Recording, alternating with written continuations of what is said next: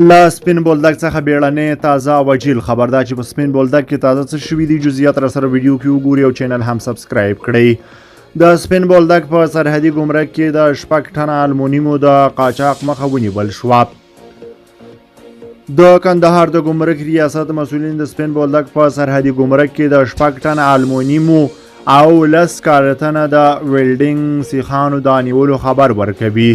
د دغه ولایت د ګمرک ریاست ویان خلیل الرحمن وردګ باختر خبري اژانس ته وویل چې د سپین بولدک سرحدي ګمرک منصوبینو د یوې لارۍ موټر د تیلو په ټانکۍ کې ځای پر ځای شوي 6 ټن المونیم او 10 کارتنه د ویلډینګ سیخان چې بهر ته قاچاق کېدل کشف او نیولي دي.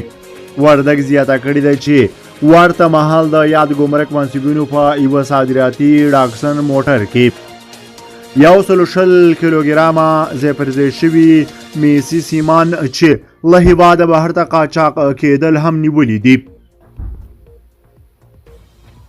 نوموړي وویل چې په دې تړاو 2 تنه نیول شوي دي چې له څېړنو وروسته به یې دوسیې عدلیې او قضایي ارګانونو ته وسپارل شي. د یادونې وړ ده چې له دې وړاندې هم په سپین بولدک ګمرک کې د 15 المونیمي خښتو د قاچاق مخه نیول شوې وه. نوموړي وویل چې په دې تړاو یې 2 تنه نیول شوي دي چې له څېړنو وروسته به یې دوسیې عدلیې او قضایي ارګانونو ته وسپارل شي.